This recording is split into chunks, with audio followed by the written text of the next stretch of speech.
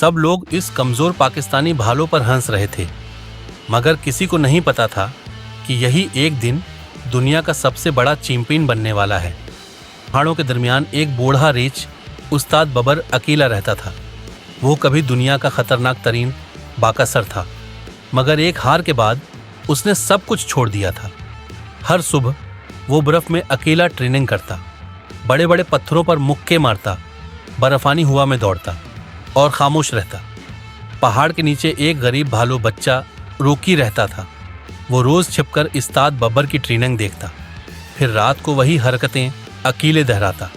कभी पत्थर से हाथ जख्मी हो जाता, कभी बर्फ पर गिर जाता, मगर वो हार नहीं मानता था। एक दिन उस्ताद बबर ने उसे देख लिया। तुम रोज यहाँ क्या करते हो?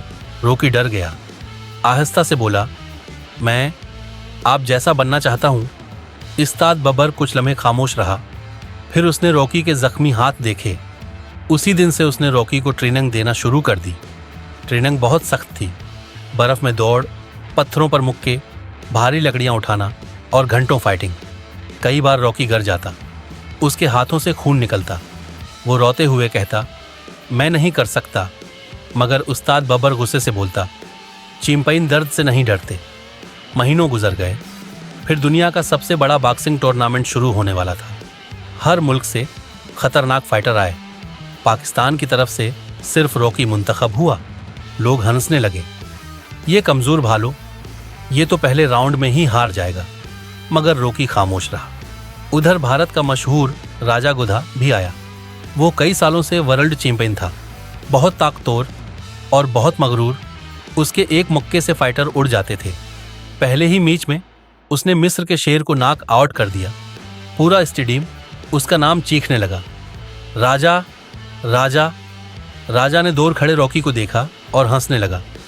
ये पाकिस्तानी भालू मेरे सामने एक मिनट भी नहीं टिक सकता। पहला राउंड शुरू हुआ। रॉकी का मुकाबला रूस के खतरनाक सफ़ेद रीछ से था। वो रॉकी से दोगुना बड़ा था। पहले ही मुक्के से रॉकी ज़मीन पर गिर गया। तमाशाई हंसने लगे।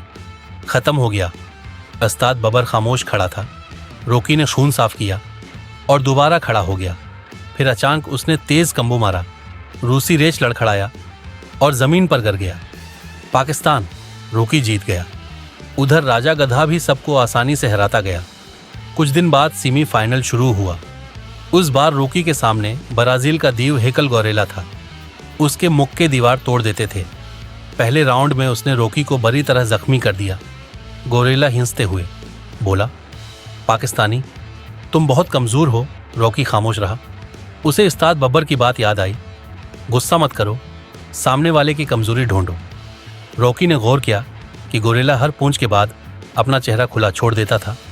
अगले ही लम्हे रॉकी नीचे झुका और जोरदार अपरकट मारा। गोरेला सीधा ज़मीन पर जा गिरा। स्टेडियम गूंज उठा, पाकिस्तान पाकिस्तान। अब फाइनल था। रॉकी भी मुकाबला राजा गधा। पूरा स्टेडियम भरा हुआ था। पहला राउंड शुरू हुआ। राजा बहुत तेज था। उसने मुसलसल खतरनाक मुक्के मारे। रॉकी संभल ही नहीं पा रहा था। पहला राउंड राजा जीत गया। वो हिंसते हुए बोला, तुम मेरे सामने कुछ भी नहीं।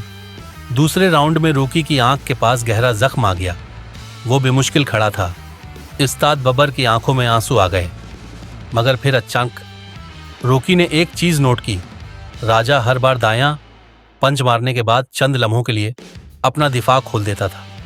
आखिरी राउंड शुरू हुआ। पूरा स्टेडियम खड़ा हो गया। राजा पूरी ताकत से रॉकी की तरफ भागा। आखिरी लम्हे में रॉकी नीचे झुका। राजा का पूंछ खाली गया और अगले ही सेकंड रॉकी ने पूरी ताकत से उसकी खुली साइड पर पूंछ मारा। राजा हुआ में घूमता हुआ ज़मीन पर जा गिरा। पूरा स्टेडियम खामोश हो गया। फिर अचानक, पाकिस्तान पाकिस्तान। राजा पहली बार हार चुका था। रॉकी जख्मी हालत में घुटनों पर बैठ गया। उस्ताद बबर दौड़ कर आया और उसे गले लगा लिया।